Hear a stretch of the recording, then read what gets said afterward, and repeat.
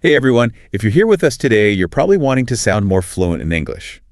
And you know what? You're in the right place. Today, we're doing a deep dive on phrasal verbs. Oh, yeah. Those tricky but oh so important parts of the language. Absolutely, they can be confusing. But they're what really make you sound more natural. Exactly. And we're focusing on this awesome YouTube video script. It's called, I use these 23 phrasal verbs every day. You can too.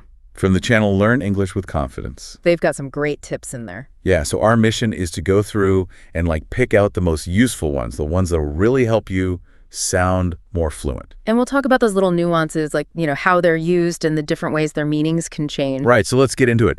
What is it about phrasal verbs that makes them so powerful? Well, the thing that gets me is how they can take a simple verb. Yeah, like look. Exactly. And then, bam, you add a preposition like after. And suddenly it means to take care of someone. It's not just looking anymore. Yeah. In the video, they use the example of look after compared to just plain look. It's such a good example, right? Because look is just seeing something. But look after is all about responsibility and care. And the script breaks these phrasal verbs down into different situations we find ourselves in every day. Mornings, work, socializing, you name it. So practical. I love that. So starting with those morning routines, We all have them. the script mentions phrasal verbs like wake up, get up, freshen up, and even just put on. Okay, those seem pretty basic, right? Yeah, at first glance, but I feel like there's always more to discover with phrasal verbs. Always. What are some of the things we might miss about these seemingly simple phrasal verbs? Even with ones that seem super simple, like wake up and get up, Yeah. there are these subtle distinctions that are so important. Okay, so the script defines wake up as the actual moment you become conscious. Exactly. But get up implies the action of getting out of bed. Right. You could wake up at 7 a.m., but not actually get up until 7:30. I see what you mean. The difference between being awake and taking action. You got it. Hitting that snooze button. Classic. That's you being awake, but not up yet. So true. All right, so moving on to phrasal verbs we use at work or for school. Another big part of life. The script lists, log in, catch up, work on, call off, and put off. These are definitely the ones we see in emails and messages all the time. Yeah, and some of them are definitely my personal favorites, put off being at the top of the list. I think we all put off things more than we'd like to admit. It's so tempting sometimes. The script actually says, don't put off your homework, finish it today. Sage advice. But it is interesting how language, reflects these very human tendencies. Procrastination is a universal struggle. It really is. But, another phrasal verb from this list that I find particularly interesting is work on. Oh, tell me about it. It's not just about being at work, Nope, it's more than that. It's about actively improving something. Right, like a project or even yourself, right? You're working towards something. Yeah. Exactly. I'm working on a new project. It implies effort and progress. Exactly. And then catch up, another interesting one. Oh, catch up is so versatile. One phrasal verb, but it can have so many meanings. Like you can catch up on emails. Catch up with a friend. It really depends on the situation. But that makes it all the more useful for daily conversations. Absolutely. It highlights how flexible phrasal verbs can be. Okay, so we've done mornings, we've done work, but now let's get to the fun part, socializing. Yes, my favorite part. The script highlights some really common ones here, like hang out, catch up with, again, Yeah. come over, and make up. Such good ones. Those are the ones you hear all the time. Definitely. And I think for English learners, it's important to understand those nuances, like when is it okay to use them and when is it maybe a little too casual. So true. And I think with hang out, Yeah, that's a good one to start with. it's super common, right? But it's interesting to think about how it became so common. Like, where did it even come from? It seems like it emerged, not that long ago, like mid-20th century. Wow, so relatively recent in the grand scheme of things. Exactly. And it's important to remember that it's super informal, so you probably wouldn't use it in a formal setting. Yeah, good point. You wouldn't hang out with your boss. Probably not, unless you're really good friends. So how does that inform how we approach learning phrasal verbs? Yeah. Thinking about when and where they're appropriate to use.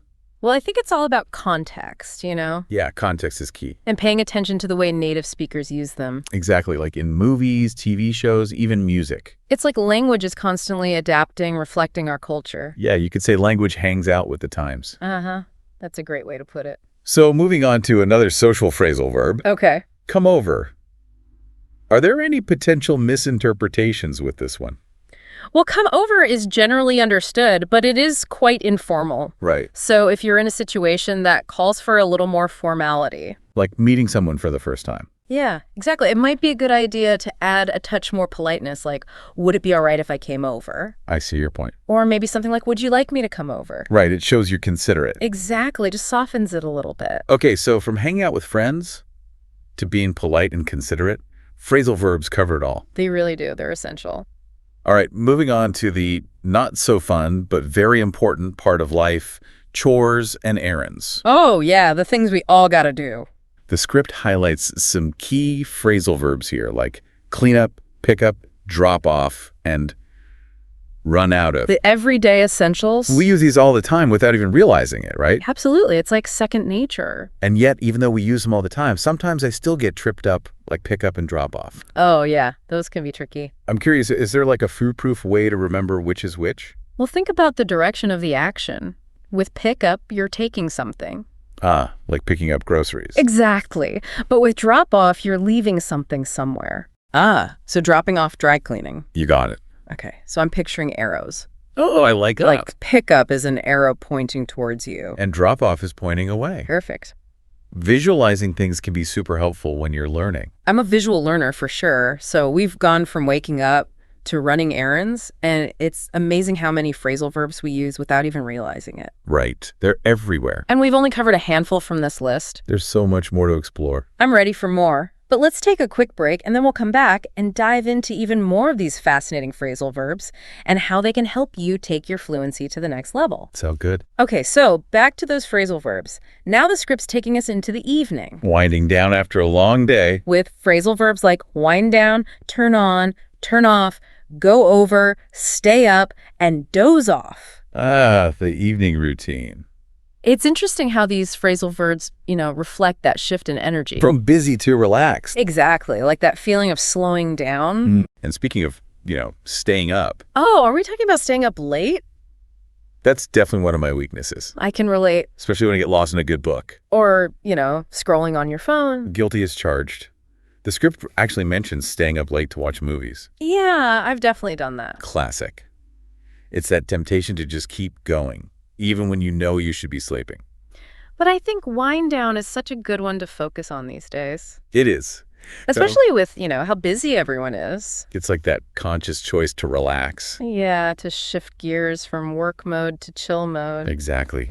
Give your brain a break. Speaking of things we should probably do more of, Let's talk about go over. a good one. The script uses it in the context of like studying. I go over my notes before an exam, Oh, yeah, definitely. but it feels like it has broader applications. It totally does. Go over can mean to like carefully review anything, Right, like a contract, a plan. even a presentation. It's like that mental double check. Make sure you haven't missed anything.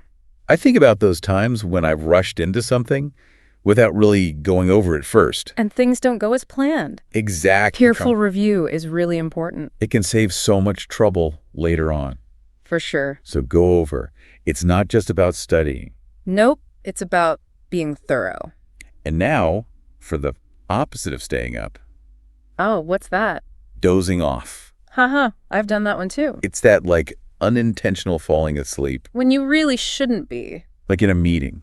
The script gives the example, I dozed off while reading. Happens to the best of us. It's like your body just overrides your mind. Yeah, and sometimes it can be a little embarrassing. Especially if you're in public. I've definitely dozed off in some pretty awkward situations. But what I really like about this YouTube video, Oh yeah, tell me about it. it's not just about listening and learning the definitions. Right. They actually give you chances to practice. So important. Like they have this interactive section Oh, where viewers get to like fill in the blanks in sentences using the phrasal verbs. I like that. Like, I need to blank my homework before class tomorrow. Makes you think. Or, we've blank of coffee, let's buy more. That's clever. Yeah, it's super engaging and it helps you actually apply what you've learned. Hands-on learning, it's the best. And then they take it even a step further. Oh, wow. They challenge viewers to write a short story Oh, that's awesome. using at least 3 of the phrasal verbs. That's so creative. Yeah, it's about taking those individual pieces of language and building something with them. So it's not just memorizing Exactly. It's about actually integrating them into your vocabulary. and making them your own. Okay, so we've gone through this whole list of 23 phrasal verbs for this YouTube video. It's been a journey. From waking up in the morning to dozing off in the evening, we've covered it all. What are some key takeaways about phrasal verbs in general that we can take with us? That's a good question. What stands out to you? Well, I think one thing that really shines through is how versatile they are. Oh, yeah, for sure. I mean, you can use them to describe actions. Like pick up and drop off. Exactly. Yeah. But also states of being. Like wind down. Yeah, even emotions. So they're not just about physical actions. Nope, they go deeper. And one verb can have so many different meanings depending on the particle that's added. It's like they unlock a whole new level of expression. But that can also be a little daunting, right? It can, especially if you're new to learning English. What advice would you give to someone who's maybe feeling a little overwhelmed by all these phrasal verbs? Honestly, I'd say don't try to learn them all at once. Yeah, small steps. Pick a few that you find interesting. Or that you think you'll actually use. Exactly. And start incorporating those into your conversations. Baby step. And, don't be afraid to make mistakes. It's all part of the learning process. It really is. Making mistakes is how we learn. The more you use them, the more comfortable you'll become. And, pay attention to how native speakers use them. Yeah, listen closely. In movies, TV shows, even just everyday conversations. You can pick up a lot just by observing. I think context is key. Absolutely. Sometimes the same phrasal verb can have a slightly different meaning depending on the situation. That's the beauty of language. It's so nuanced. All right, before we move on, let's do a quick recap of some of the most useful phrasal verbs we've talked about today. Okay, good idea. Put off, for all you procrastinators out there. A classic. Catch up for those busy days. Essential for modern life. Wind down for some self-care. Take care of yourself. And then there's work on. Showing that effort. And go over. For that extra attention to detail. And remember, if you want to see the full list of all 23 phrasal verbs from this video, yeah, definitely check it out. We'll include a link in the show notes so you can explore. And before we go, I think it's worth coming back to that big question we posed earlier. Yeah. How do phrasal verbs, with all their unique combinations and evolving meanings, reflect the nature of the English language itself? It's a big question. It is. But such an interesting one. I mean, they really embody that dynamic and adaptable nature of English. It's like they're little microcosms of the language itself. Always changing. Always evolving. Just like English. Okay, well, let's hold that thought for a moment and take a quick break, and then we'll come back and talk about how you can actually use all of this to improve your English fluency. Sounds good. Okay, welcome back, everyone. We've talked about all these awesome phrasal verbs. So many good ones. Learned about their definitions. Their origins. Those tricky little nuances. The context. But now it's time to talk about you. You got it. And how you can use all of this to actually become more fluent in English. The most important part. It is. It is. And I think sometimes people get so caught up in the technical side of learning a language. The grammar rules. Yeah, that they forget that the ultimate goal is communication. To connect with other people. Yeah, exactly. Fluency isn't about memorizing endless rules. It's about expressing yourself. And feeling confident doing it. And phrasal verbs can help you do that. They can. Think of them like the spices in a recipe. Oh, I like that. They add that extra flavor. That theorizing. That makes your speech sound more natural and authentic. Not so bland. Instead of saying, I cleaned my room. Right. You can say, I cleaned up my room. Much better. It's a subtle difference. But it makes a big impact. It does. It makes you sound more like a native speaker. More comfortable. But, let's be real for a second. Learning phrasal verbs can be a little overwhelming. It can. There are so many. And they can be tricky. What advice would you give to someone who's, feeling a bit lost with phrasal verbs? Honestly, be patient. Yeah, patience is key. Don't try to learn everything at once. That's a recipe for disaster. It is. Start with a few that you like. That you think you'll use. And gradually incorporate those into your conversations. Exactly. Don't be afraid to make mistakes. Oh, mistakes are your friends. They are. They help us learn. The more you use them, the more natural they'll become. And, one of the best ways to learn is to just pay attention to how native speakers use them. Yeah, be observant. Watch movies, listen to podcasts, eavesdrop on conversations. Maybe not eavesdrop, but you get the idea. You know what I mean? Just immerse yourself in the language. Absorb it. And speaking of nuances, I think it's time to come back to that thought-provoking question we left everyone with. Oh, yes, the big one. How do phrasal verbs, with all their unique combinations and constantly changing meanings, reflect the nature of the English language itself? It's a question that really gets you thinking. It does. What do you think? Well, I think phrasal verbs really embody that dynamic, adaptable nature of English. Yeah, they're always evolving. Just like the language itself. It's like they're these little snapshots of how English works. Always changing, always growing. And they encourage us to be playful with language, To experiment. to not be afraid to try new things. And to embrace the beauty of imperfection. So next time you're feeling stuck or you want to add a little bit of flair to your English, remember those phrasal verbs? They're your secret weapon. They can really help you unlock a new level of fluency and expression. Have fun with them. Exactly. And that's it for today's deep dive on phrasal verbs. Hope you learned something new. We did. We always do. That's the beauty of language. There's always something more to discover. Absolutely. Thanks for joining us, and we'll catch you on the next deep dive. See you then.